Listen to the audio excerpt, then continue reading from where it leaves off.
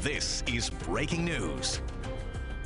Albany Mayor Kathy Sheehan, who is on the screen, will be on the screen in a little bit, and White Plains Mayor Tom Roach. Thank you all for being here today. As you all will know, for months, we've been calling the federal government to enact a national decompression strategy to relieve the pressure that New York City, as well as many other cities, have been feeling and dealing with largely alone. Last month, we launched a citywide program where we're opening up sites and locations across the state to house migrants who choose to go there. This is a fully voluntary program where New York City is paying the full cost of shelter, of food, and provide casework and other on-site supports for asylum seekers, as well as connecting migrants to organizations on the ground that they can connect to and create a local community for themselves. In the absence of a national strategy to handle what is clearly a national crisis, New York City has done what we New Yorkers do all the time and every day, which is to face a challenge head on. We're about a month into this work, and I want to thank our partners across the state who have stepped up to help us and have seen that this issue is a national crisis and that we all need to do our part. As the mayor said, we are meeting our obligation here in New York City, but this is not sustainable. And that is why we need to really do our own decompression strategy right here across New York State. Before I turn it over to Betsy, Commissioner Carrion, and the Mayor Sheehan and Roach, I'd like to share some of the numbers. As of June 11th, we have had over 48,100 asylum seekers in our care. We have opened up 169 emergency sites, including 9 humanitarian relief centers, although I will note that on Monday, we opened 2 more humanitarian relief centers. Over 76,200 asylum seekers have come through our intake system since last spring. And last week, from June 5th to June 11th, more than 2,200 new asylum seekers entered our care. As you have seen over these last few weeks during these briefings, we continue to witness thousands of people entering our system. And there is a total of more than 97,000 people in our care, including our longtime unhoused New Yorkers. I'll now turn it over to HPD Commissioner Carrion to provide us an update on our out of New York City efforts. Thank you, Deputy Mayor. My name is Adolfo Carrion. Everyone, I'm the Commissioner of the New York City Department of Housing Preservation and Development. I'm here to share some of the important work our agency is doing to help manage sites for asylum seekers outside of New York City. This is part of the city's decompression strategy, as the Deputy Mayor mentioned, as thousands of asylum seekers arrive in New York City seeking freedom and safety in the United States. While we're working hard to find sites within the city, we believe other counties and cities must also do their part, as this is not just a New York City humanitarian crisis, it's rather a national crisis. Mayor Adams has called on our team at HPD to help alleviate pressure within the city by identifying sites where asylum seekers may seek refuge beyond the 5 boroughs. The city is providing transportation to these locations where New York City is paying for a number of services at no expense to the local counties or cities, including a bed, food, health services, laundry services, case management services, and everything else we provide in our sites within the 5 boroughs. We're glad to be coordinating with our partners in the state as well. And before we send folks, we develop partnerships with local elected officials to help coordinate our efforts. Working closely with local groups is extremely important to help asylum seekers integrate into these new communities and feel supported. As much as there has been pushback from certain officials, there have been also many more moments of encouragement with neighbors and local leaders stepping up to welcome people to their communities.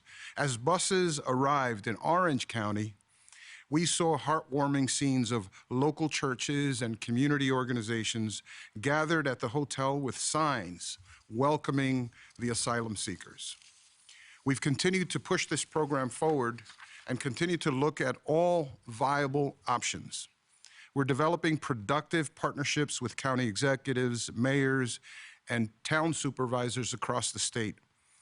I want to particularly thank and call out Mayor Sheehan from Albany, who's joined us virtually, and Mayor Roach from White Plains, New York.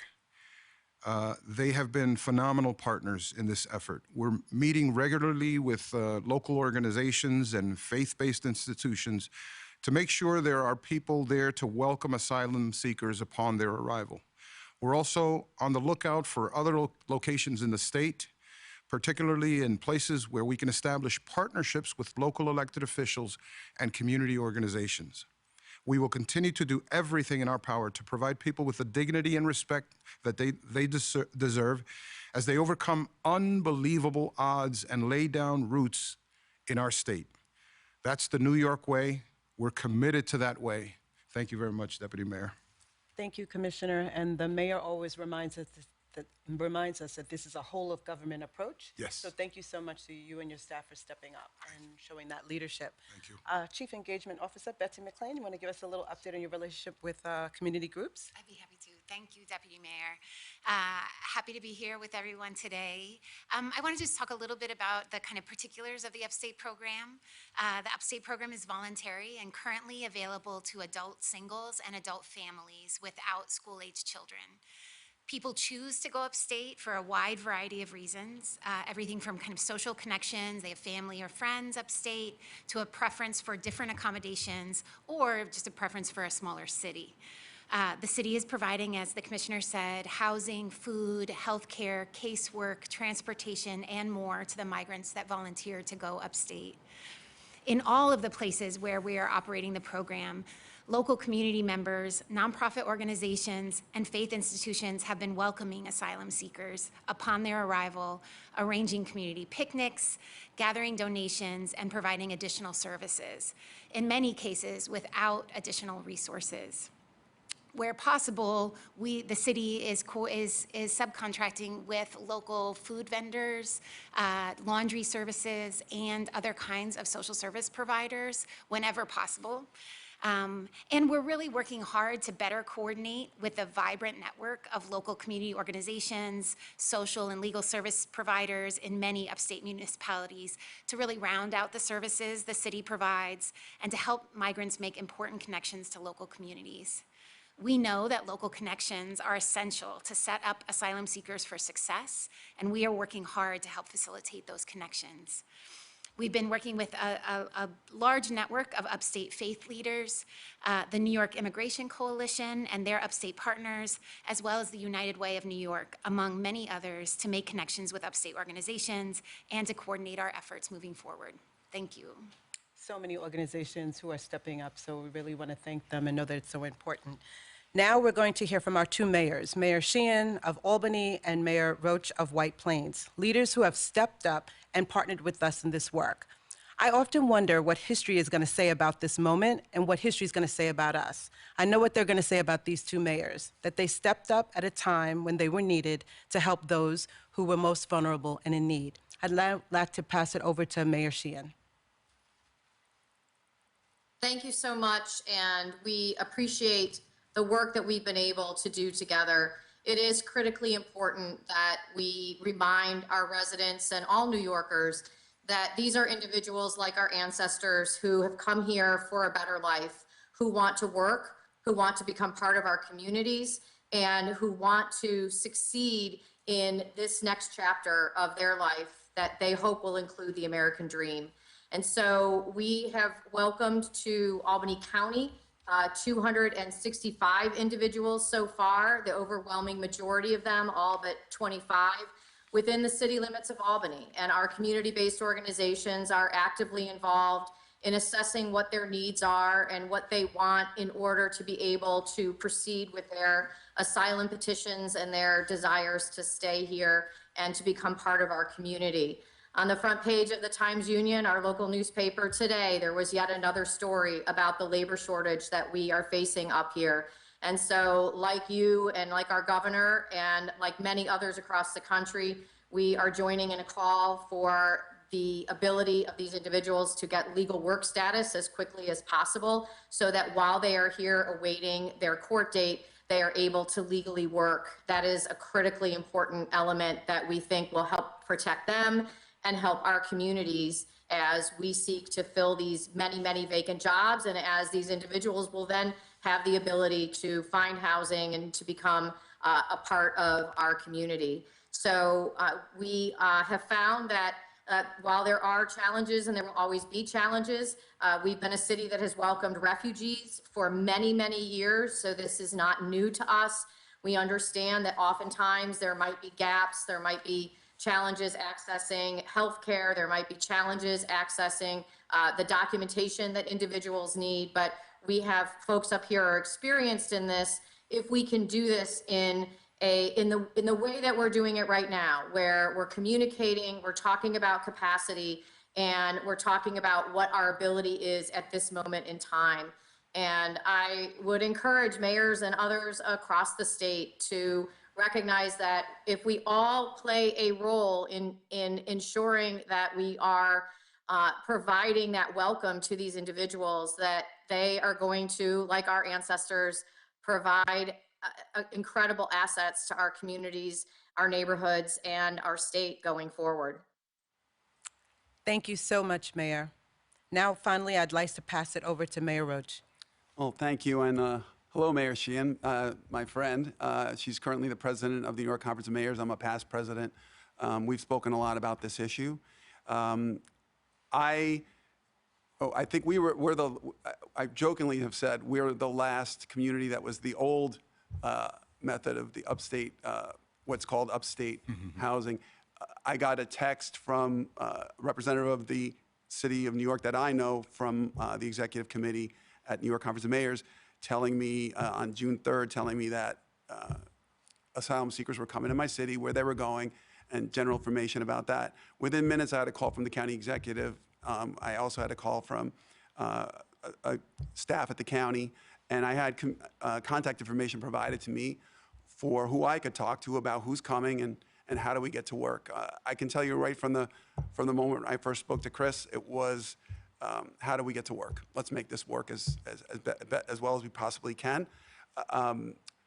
On June 4th, the next day, I had a long conversation with the point person from the city. On June 5th, I received a call from her saying, people came out a little earlier than we thought. No problem, no problem. The next day, June 6th, we had a teleconference, a video conference with myself and other city staff, as well as a number of people from New York City, the mayor's office, and two of our nonprofits. Based on the individuals that we were told would be there, we had El Centro Hispano and the Haitian Resource Center available to discuss things. And our focus was, what do you need? Because as was pointed out, when the city does this, they're contracting directly with a private building to house people. And they come with funding and staff to manage the building, to provide medical care and the basics, food. What we wanted to do is say, what else do you need and how do we get involved?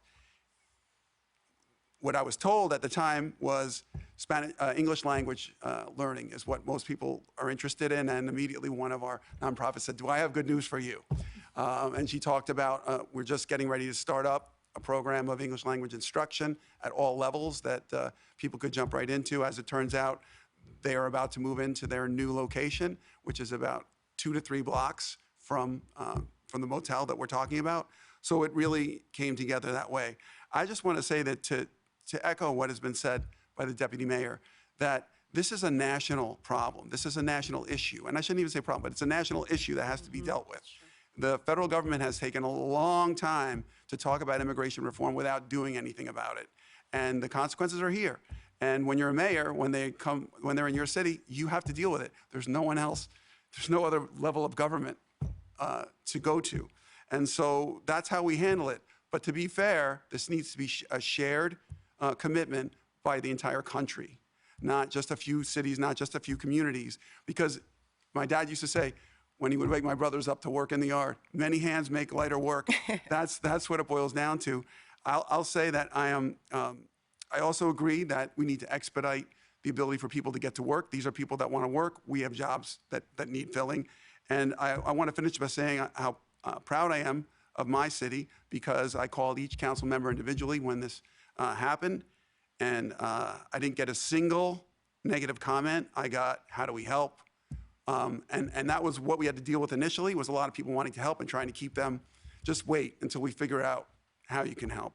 And the calls I've gotten from people that want to come help far outnumber the calls I've gotten from people that are opposed to what's happening. So I'm proud of my city, and I'm proud to work with New York City on this challenge.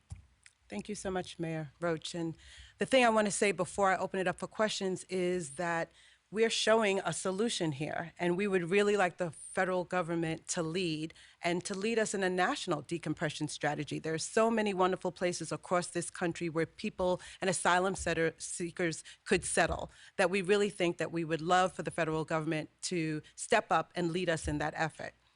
People seeking asylum, as both of these mayors said, are here, and they came to the United States for opportunities, a desire to be independent, to work and to succeed. And we owe it to them to be able to do that and to help them in that journey. We also just want to really thank Governor Hochul in her support to call for work authorization. We know that we've asked for the federal government to expedite work authorizations for people seeking asylum so that they will be able to have access to the American dream in the way that all of us have. Additionally, we need federal leaders and Congress to take this moment to tackle comprehensive immigration reform. With that, I'll open it up for some questions. Hi, Deputy Mayor. My name is Mariela Salgado. I work for Univision. Two things. One is, have you had any update from the federal government as far as the work permit authorizations?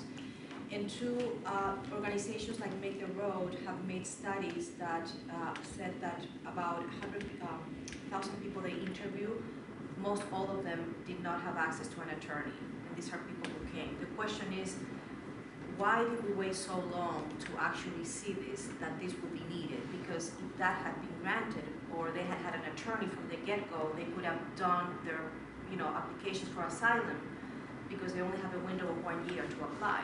Yeah. So those two things. So the first was the question about whether or not we've seen any progress on the expediting work authorizations. No, and we think that that's a very important part of what needs to happen. When we did our blueprint a couple of months ago, we really said that that's what we wanted to focus on, was legal strategies and connecting people, getting people resettled and getting people connected to work.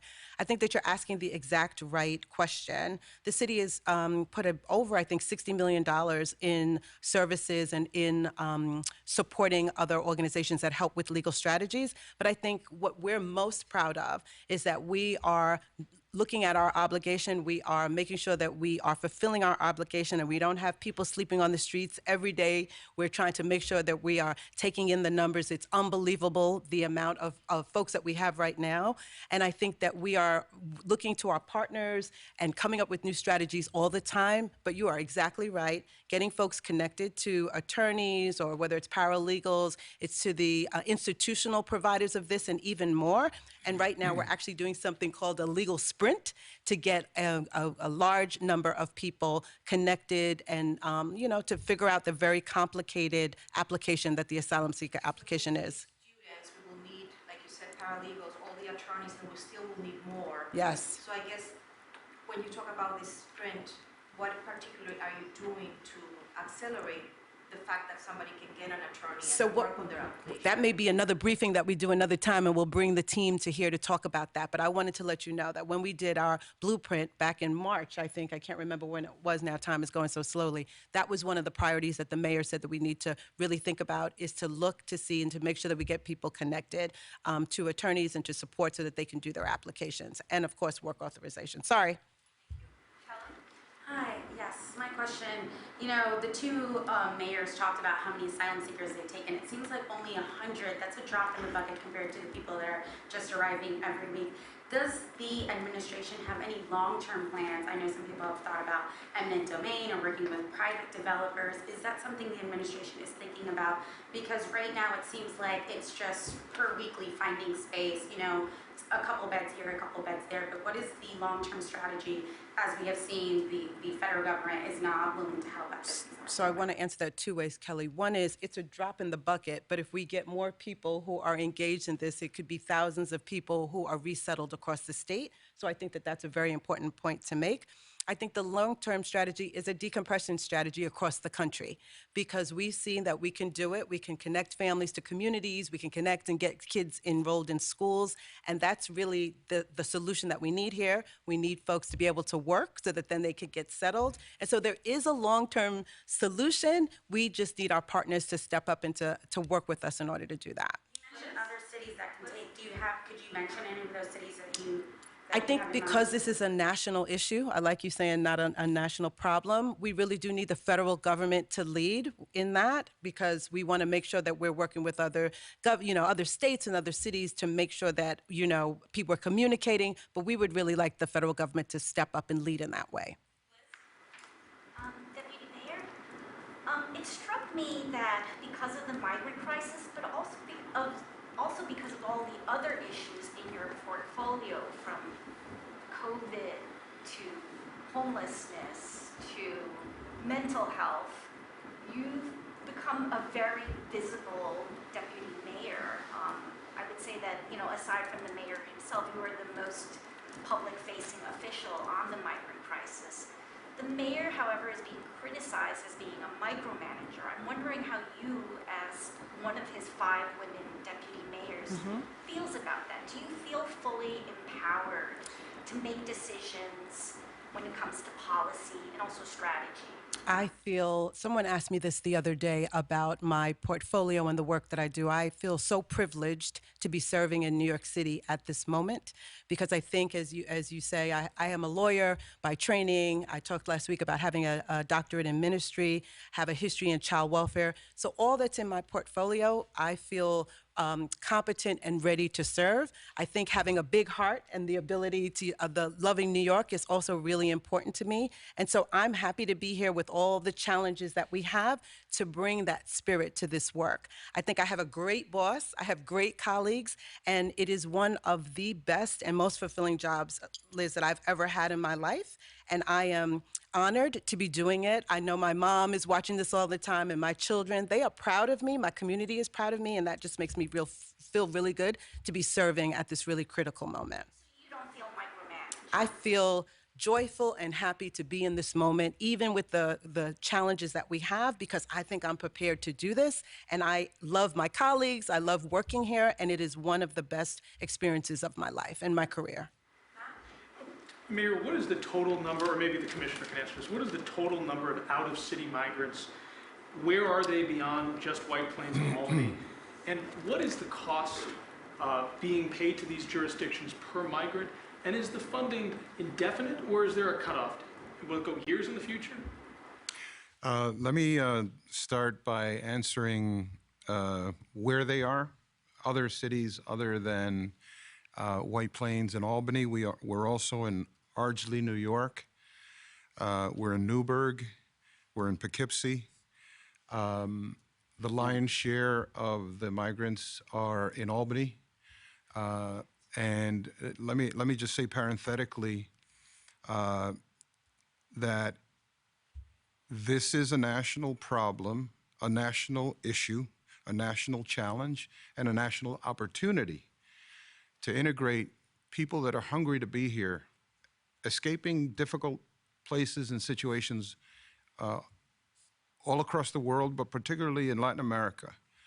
And, I think the mayor touched on it, the mayor of Albany touched on it when she said, this is not new, this is who we are. About 1% of the entire asylum seeker population that has come to, figuratively speaking, the shores of New York, if you will, about 1% are outside of New York City right now. That's 1% 1% of 76? About 1% of 49,000 people. So they're spread not evenly, but everybody is doing what they can. If every capital of every state in the union would do what Albany, but in particular what New York City is doing, every major city, if the governor of Texas would go to Austin and Dallas and Houston and San Antonio and care for the people and pay for these services to integrate them into American society and give them a chance at work, at asylum, at refuge, we would be in a far different place. So New York is stepping up. This is the New York way, and we're committed. We're going to remain committed.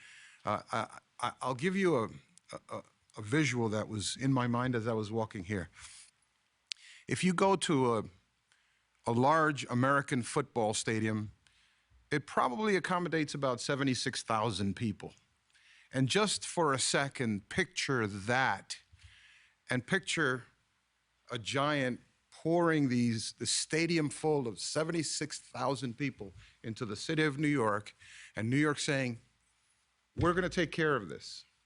We're going to take care of these human beings, these families with dignity and respect, and we're going to pay for it.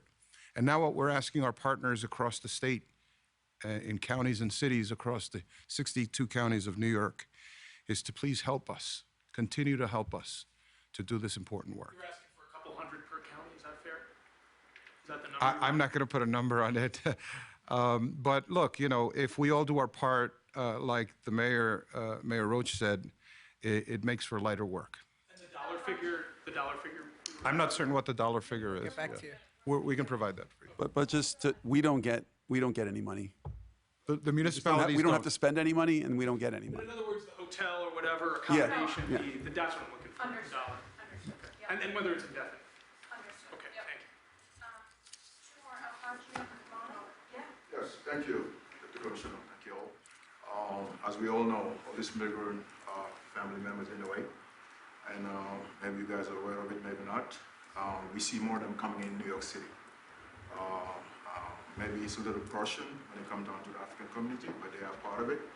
And today, if you go to Harlem, people are kind of scared the way they see them coming in numbers.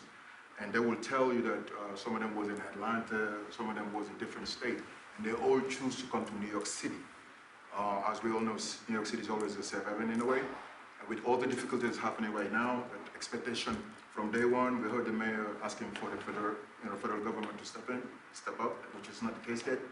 Our people are asking certain questions, which is besides what the city is doing, states are doing, what can the community do? Because in a way, they kind of scare the way they see the numbers of them coming. Thank you. Yes. Yeah, well, we are always looking to partner with community-based organizations. We know, again, that it doesn't take government to do this, that community-based organizations are doing this work all day, every day, in and out, and have served their communities forever and have deep roots in communities. So we are looking in every opportunity possible to partner with community-based organizations, to learn from community-based organizations, so that, again, kind of our eyes and ears on the ground, so that we can really start to really adjust our approach. As new issues come up, as new challenges come up, that we're able to adjust and pivot, and again, partner with community-based organizations. At the end of the day, it really has to be, those are the critical links that asylum seekers will make, that make a place feel not just like a landing spot, but like home. And so that's what we're really looking to do. Yes. So I have two questions. My first question would be for Ms. McLean. Ms. McLean. Okay, you mentioned that the asylum seekers that are outside of New York City, upstate, it's not families, it's single adults.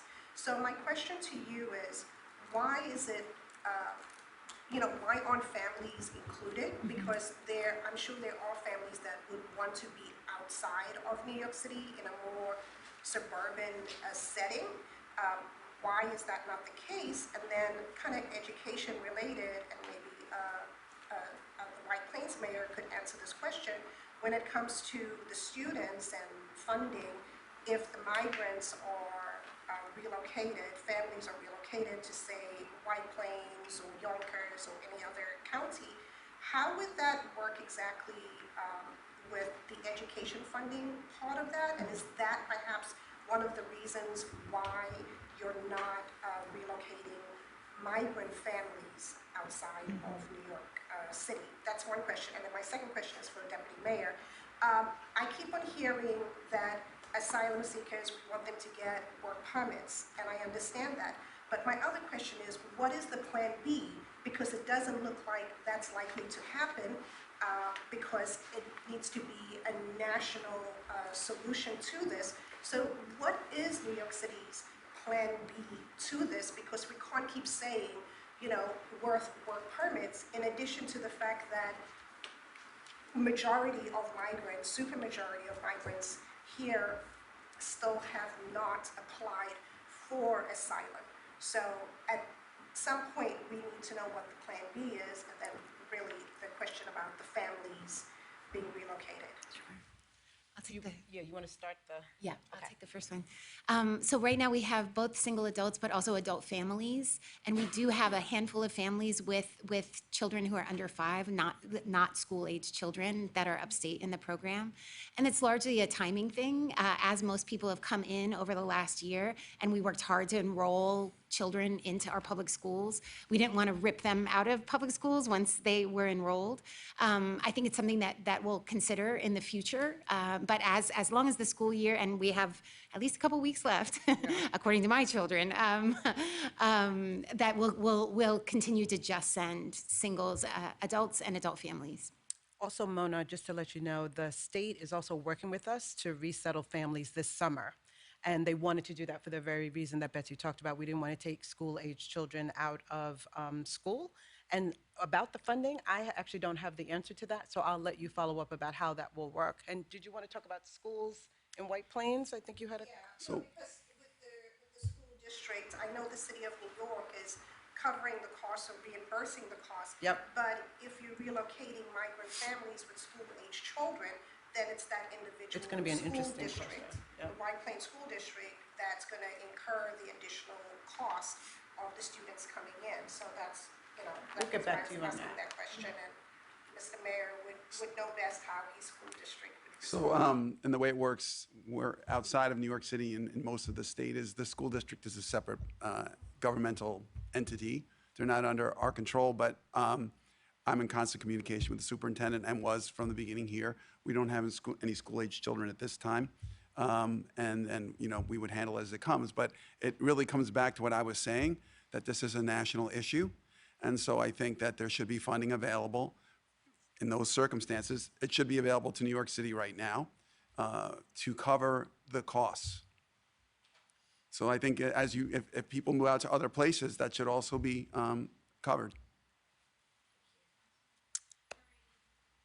She had another question about the work authorization. Yeah, I mean, I love that you want me to have a plan B for that, but I can't break the law. And I think that if we all step up, I think it's really important and why we really want the federal government to help with this work authorization. We know that some people are working illegally right now and probably getting taken advantage of. So we want to make sure that that doesn't happen. But we're going to keep on paying attention to the law and not break the law. So that's the answer to that. Hi, everybody. Just a quick question. So how often are asylum seekers being sent to other cities? I know that you mentioned it was on a volunteer basis, but is there any way to put, like, any way to quantify that in some way from, like, when that started to where we are now? And are any other cities on deck, let's say? Like, is there 10 that are going to come online, they're going to be accepting more within the state, anything like that? Or any other places that are targets for where they might be sent from here on in? Yeah, so I'll talk a little bit about kind of to date. We've been sending buses, kind of probably 2 or 3 a week over the last month. or so, and what we really are striving to be in close coordination with elected officials and nonprofit organizations before we go up. That it hasn't always been possible, but when it is possible, we're certainly doing that. And I think that remains the same for kind of future cities, is really reaching out. We've been reaching out to elected officials across the state to work in partnership and start to think through where the next place is that we can send folks.